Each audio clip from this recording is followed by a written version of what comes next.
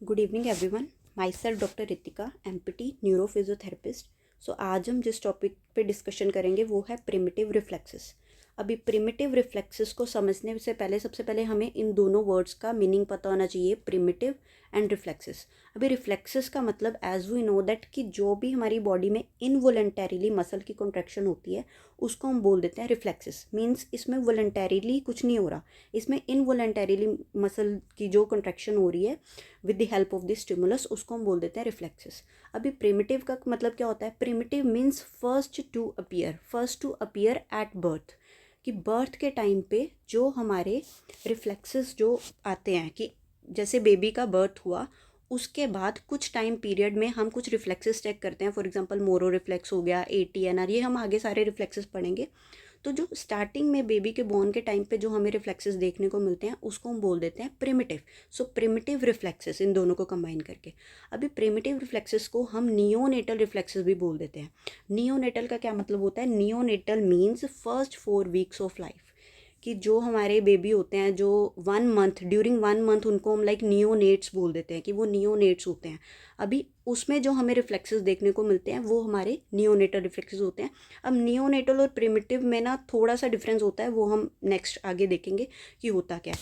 अभी नेक्स्ट इसको समझने से पहले ना हम ये डायग्राम एक बार देख लेते हैं। अभी इस डायग्राम में क्या है, हमारे पास जो भी रिफ्लेक्सेस होते हैं ना, जो प्रिमिटिव रिफ्लेक्सेस होते हैं वो हमारे कौन कौन से लेवल कंट्रोल करते हैं। अभी जैसे बेबी का बर्थ होता है उसका कॉर्टेक्स तो मान लो बिल्कुल ही काम नहीं कर रहा, कि कॉर्टेक्स अभी उसका मेच्योरिटी में है ही नहीं, क्योंकि हमें पता है कि जो हमारी वॉलंटरीली मूवमेंट होती है ना वो हमारी कॉर्टेक्स करवाता है। तो कॉर्टेक्स तो अभी काम नहीं कर रहा। तो जो हमारे ये रिफ्लेक्सेस है ये आ कहाँ से रहे हैं? उस टाइम पे हमारी स्पाइनल कोड और ब्रेन स्टेम जो है ये बहुत ज़्यादा डोमिनेंट रोल प्ले करती है। कि कुछ हमारे जो रिफ्लेक्सेस होते हैं वो स्पाइनल लेवल कंट्रोल करता है, कुछ रिफ्लेक्सेस जो होते हैं वो हमारी ब्रेन स्टेम लेवल कंट्रोल करती है।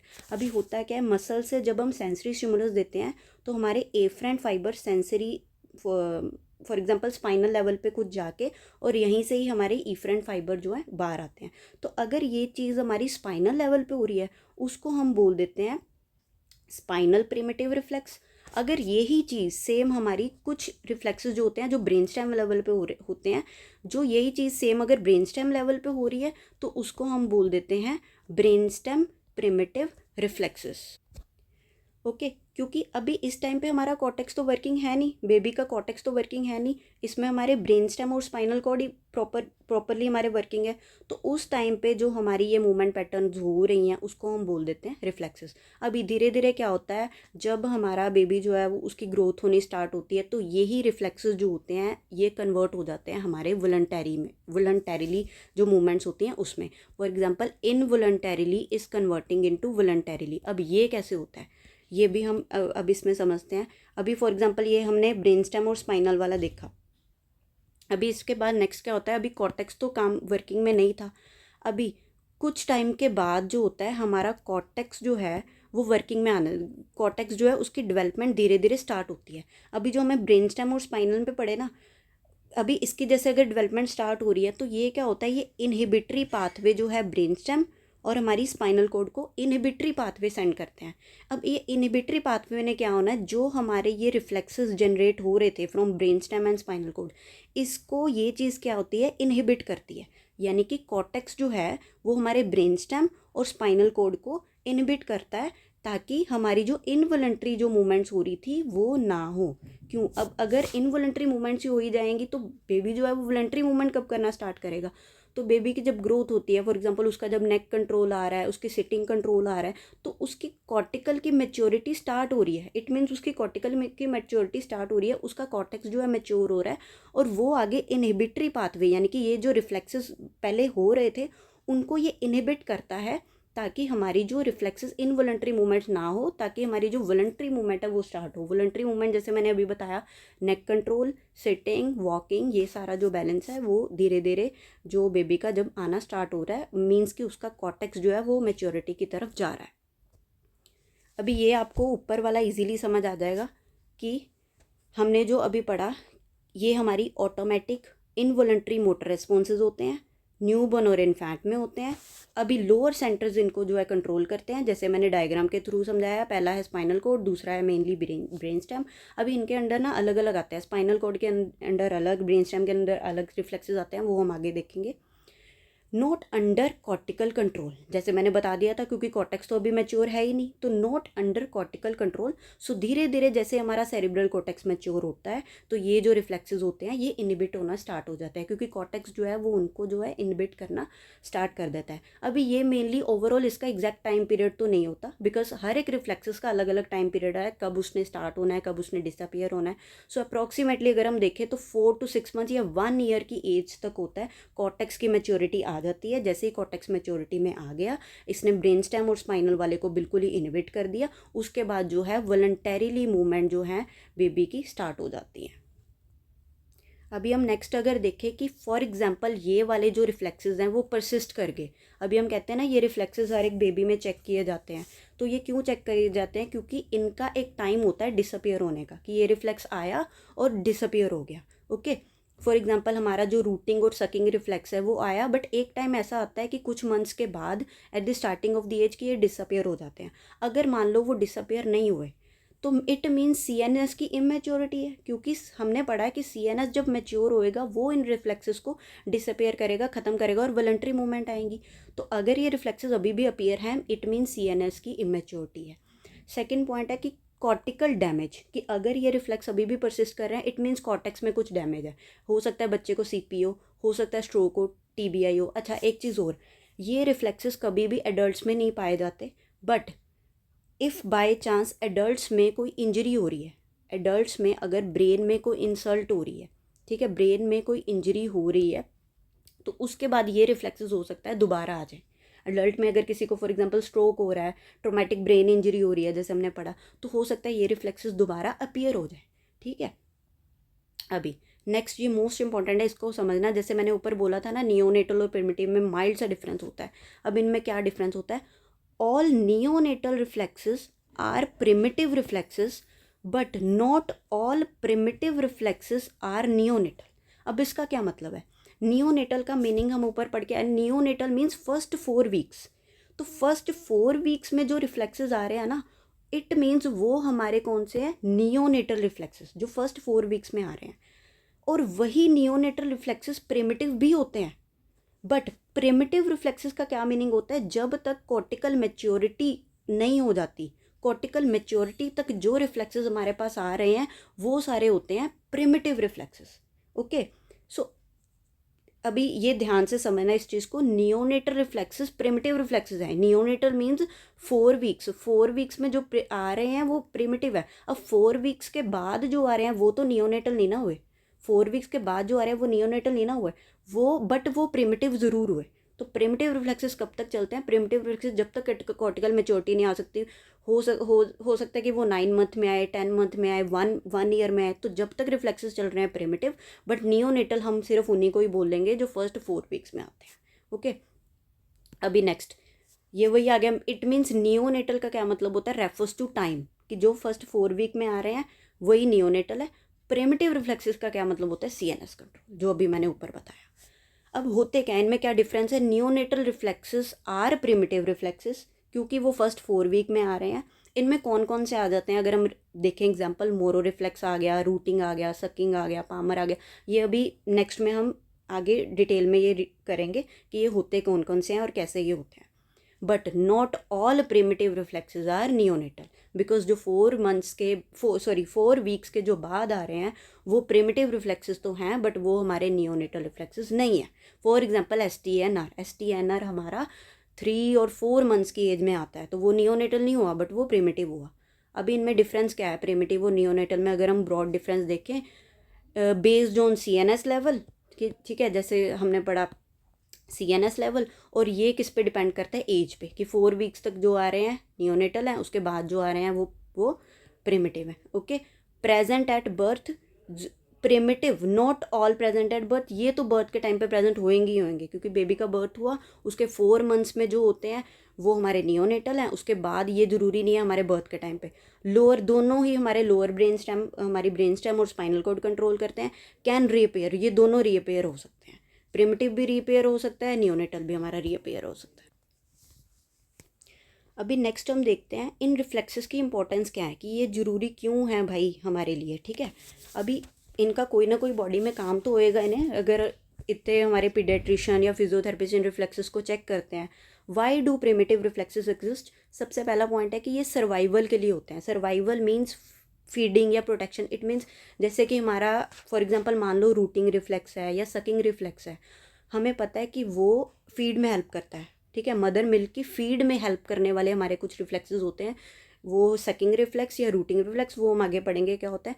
कुछ रिफ्लेक्सेस ऐसे होते हैं जो हमारे प्रोटेक्शन में हेल्प करते हैं। फॉर एग्जांपल मोरो रिफ्लेक्स अगर हम देखें, ठीक है, मोरो रिफ्लेक्स में क्या होता है, अगर हम एकदम हेड को फ्लेक्स करके उसको एकदम से उसको मतलब फ्री छोड़ देते हैं, बेबी का रिस्पॉन्स आता है extension to flexion, fully flexion head, मतलब वो खुद को प्रोटेक्ट करने का ट्राई करता है बेबी। तो इसके लिए सर्वाइवल के लिए बहुत ज़रूरी है, प्रोटेक्शन मैकेनिज्म के लिए बहुत ज़रूरी होते हैं रिफ्लेक्सेस। सेकंड पॉइंट क्या है, अर्ली मूवमेंट पैटर्न। इसका क्या मतलब है कि फर्स्ट जो मूवमेंट बेबी जब बोर्न होता है, फर्स्ट मूवमेंट जो स्टार्ट हो रही है वो इसी रिफ्लेक्सेस की वजह से ही तो हो रही है। अगर ये रिफ्लेक्स होएंगे ही नहीं तो बेबी की मूवमेंट पैटर्न क्या होएगा, वो इनवॉलंटरी टू वॉलंटरीली कैसे जाएगा। तो फर्स्ट मूवमेंट पैटर्न में हेल्प करते हैं अर्ली मूवमेंट पैटर्न। ये इसको आप ये भी कह सकते हो कि ये ना फाउंडेशन है, कि मोटर डेवलपमेंट के लिए फाउंडेशन होते हैं ये वाले जो रिफ्लेक्सेस होते हैं। अब इसको आप ऐसे समझ सकते हो, फॉर एग्जांपल जैसे STNR रिफ्लेक्स है या TLR, ये मेरे को पता है अभी समझ में नहीं आ रहे होंगे ये वर्ड, नेक्स्ट जब भी हम पढ़ेंगे। अभी बस इतना समझो, कुछ रिफ्लेक्सेस ऐसे होते हैं फॉर एग्जांपल STNR जो बेबी की आगे चल के ना क्रॉलिंग में हेल्प करते हैं। कुछ रिफ्लेक्सेस ऐसे होते हैं जैसे कि TLR जो एंटी ग्रेविटी पोजीशन में मेंटेन करने के लिए हेल्प करते हैं। तो ये अर्ली मूवमेंट पैटर्न है। Next is sensory motor development, means कि हमारे ब्रेन को पता लगता है कि हम सेंसरी इनपुट दे रहे हैं और मोटर इनपुट आ रहा है, ठीक है, सेंसरी से मोटर आ रहा है, कि तभी हमारी मूवमेंट कॉन्ट्रैक्शन हो रही है। फॉर एग्जांपल मान लो हमारा पामर ग्रास्प है, ठीक है, उसमें हम क्या करते हैं, बेबी की पाम में ऐसे स्ट्रोक करते हैं, फिंगर को स्ट्रोक करते हैं और वो एकदम से ग्रिप कर लेता है। आपने देखा होगा कि बेबी की हैंड में उसको स्ट्रोक करके देखो, वो एकदम से आपका हाथ जो है वो होल्ड कर लेगा, पकड़ लेगा। तो ये सेंसरी मोटर डेवलपमेंट ही तो है, कि सेंसेशन जा रही है और मोटर आ रही है। एक तरह से ये हम ब्रेन को ट्रेन भी कर रहे हैं, ओके एक तरह से इसमें हम ब्रेन को ट्रेन कर रहे हैं। Next is the preparing the voluntary movement. अब ये तो हमने ऊपर सारा पढ़ लिया कि इनवॉलंटरी से वॉलंटरी कैसे होता है। तो ये प्रिपेयर, यही रिफ्लेक्स प्रिपेयर करते हैं, कॉर्टिकल मैच्योरिटी होता है, ये रिफ्लेक्स को कम कर देता है। अभी ये लाइन मेनली याद रखना कि reflexes do not block voluntarily movement. ये ब्लॉक नहीं कर रहा, उल्टा ये लेके आ रहा है। They built it first then step aside, okay. Reflexes do not, ये वॉलंटरी मूवमेंट को ब्लॉक नहीं कर रहा, ये पहले इनवॉलंटरी से वॉलंटरी मूवमेंट कॉर्टेक्स हमारा मैच्योर होता है तो ये आती है, उसके बाद ये जो रिफ्लेक्सेस है ये गायब हो जाते हैं। हो सकता है एडल्ट में जाके अगर कोई ब्रेन इंसल्ट हो रहा है, कुछ होता है, हो सकता है ये रिफ्लेक्सेस जो हैं वापस आ जाएं। अभी नेक्स्ट लास्ट हम पढ़ते हैं क्लासिफिकेशन क्या होती है। क्लासिफिकेशन ऊपर जैसे मैंने डायग्राम में दिखाई थी, दो हमारे पास मेन होते हैं। एक होते हैं हमारे पास स्पाइनल लेवल के कुछ प्रिमिटिव रिफ्लेक्सेस होते हैं, और एक नेक्स्ट होते हैं ब्रेन स्टेम लेवल के प्रिमिटिव रिफ्लेक्स, ये होते हैं ब्रेन स्टेम लेवल के। अभी जो स्पाइनल लेवल के प्रिमिटिव रिफ्लेक्स मीन्स जो स्पाइनल से ही हमारा, अभी ये डायग्राम देखो, रिफ्लेक्स आर्क, कि जैसे ही हमने स्टिमुलस दिया, जैसे मैंने ऊपर समझाया था, स्टिमुलस दिया, ये हमारी एफरेंट इनपुट जा रही है, इंटर न्यूरॉन से हमारी फिर ईफरेंट आ रही है। मीन्स कि स्पाइनल लेवल पे ये सारा कुछ हो रहा है, ब्रेन में तो ऊपर तो कुछ जा ही नहीं रहा, स्पाइनल लेवल पे ही जो हमारी रिफ्लेक्स आर्क बन रही है। जो कुछ प्रिमिटिव रिफ्लेक्सेस होते हैं जो स्पाइनल लेवल पे ही होते हैं, उसको हम बोल देते हैं स्पाइनल लेवल प्रिमिटिव रिफ्लेक्स। अब इसमें कुछ एग्जाम्पल है, इसके अभी नाम फिलहाल याद कर लो, नेक्स्ट वीडियो में हम इसके पूरी डिटेल में देखेंगे।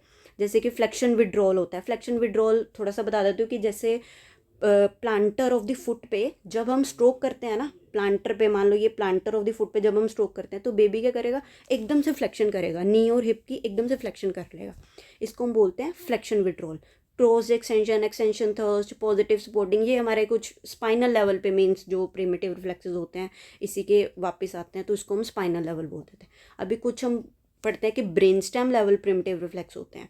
अब एक चीज़ मेनली याद रखना, ये जो रिफ्लेक्सेस है ना ये हेल्प करते हैं आगे चल के, पढ़ा है ना, इनवॉलंटरी से वॉलंटरी में कन्वर्ट करते हैं। जो ब्रेन स्टेम लेवल पे जो प्रिमिटिव रिफ्लेक्सेस होते हैं जो वो मेनली हमारी हेल्प करते हैं मसल टोन को मेंटेन करने के लिए, पोस्चर को मेंटेन करने के लिए। फॉर एग्जांपल बेबी जब आगे जाके रोलिंग, सिटिंग, क्रॉलिंग, स्टैंडिंग वगैरह करता है ना, जो ये इक्विलिब्रियम मेंटेन करता है, वो सब कुछ ब्रेन स्टेम लेवल के जो प्रिमिटिव रिफ्लेक्सेस होते हैं ये उसकी वजह से होता है। अगर अब ये मानो कि अगर ये ना हो, ब्रेन स्टेम लेवल के प्रिमिटिव रिफ्लेक्सेस ना हो, तो बेबी ये सब चीज़ें आगे जाके कर ही ना पाए। उसकी स्टैंडिंग कैसे आएगी, वॉकिंग कैसे आएगी। अब इस लेवल के जो हमारे ये नेम देख लो, मोरो, एटीएनआर, एसटीएनआर, टीएलआर, जो इसके अंडर आते हैं, जो ब्रेन स्टेम के अंडर आते हैं, डिटेल में हम नेक्स्ट वीडियो में देख लेंगे। अभी ये छोटा सा डिफरेंस देख लो, स्पाइनल और ब्रेन स्टेम में होता क्या है। कंट्रोल ये स्पाइनल कॉर्ड कंट्रोल करती है, ये ब्रेन स्टेम करती है। रोल क्या होता है, ये हमारे प्रोटेक्शन के लिए होते हैं, ये हमारे पोस्चर और टोन के लिए होते हैं। ब्रेन स्टेम वाले जो हमने ऊपर पढ़ा, standing, walking, posture, tone maintain होएगी, तभी ये सब चीज़ें बेबी जो है कर पाएगा आगे चल के। और स्पाइनल लेवल के मेनली प्रोटेक्शन के लिए होते हैं, ठीक है। फॉर एग्जांपल हमारा मोरो रिफ्लेक्स जो है वो प्रोटेक्शन के लिए, फ्लेक्शन विड्रॉल्स प्रोटेक्शन के लिए, कि मेरे पैर में कोई स्ट्रोक कर रहा है तो मैंने अपना पैर को प्रिवेंट करना है, कोई हार्मफुल चीज़ से मैंने प्रिवेंट करना है, कोई हार्मफुल चीज़ अगर हो रही है, ठीक है। अब परसिस्टेंस इफेक्ट क्या होता है, ये हमारी अगर मान लो ये वाले जो रिफ्लेक्स है वो परसिस्ट कर गए, वो रह गए, ये रिफ्लेक्स हमने पढ़ा ना, ये रिफ्लेक्स जाने चाहिए एक टाइम के बाद, अगर रह गए, मान लो स्पाइनल रिफ्लेक्स उसमें रह गए, तो मीन्स पुअर वेट बेरिंग, वो जो बच्चा है वो वेट बेरिंग इतनी नहीं कर पाएगा। मान लो अगर ब्रेन स्टेम रिफ्लेक्स रह गए, ये हमें पता है कि वो पुअर पोस्चर, कि वो पोस्चर अपना बैलेंस वगैरह नहीं बना पाएगा, सो इनका जाना ज़रूरी है। अभी लास्ट एक चीज़ देखो, कॉर्टिकल और पोस्चर रिफ्लेक्सेस, वैसे तो ये प्रिमिटिव रिफ्लेक्सेस नहीं है, वैसे ये प्रिमिटिव रिफ्लेक्सेस नहीं है, बट कुछ बुक्स में ऐसा बोला जाता है, ये एक मतलब एक टाइप दे दी जाती है, क्लासिफिकेशन में एक टाइप दे दी जाती है कि कॉर्टिकल और पोस्चर रिफ्लेक्सेस होते हैं। मींस जब हमारा ये वाले मतलब चले जाते हैं ना, प्रिमिटिव रिफ्लेक्सेस स्पाइनल और ब्रेन स्टेम वाले, तब हमारे कॉर्टिकल और पोस्टल आते हैं, तब इनको ऐसे थोड़ा सा क्लासीफाई कर दिया, ठीक है।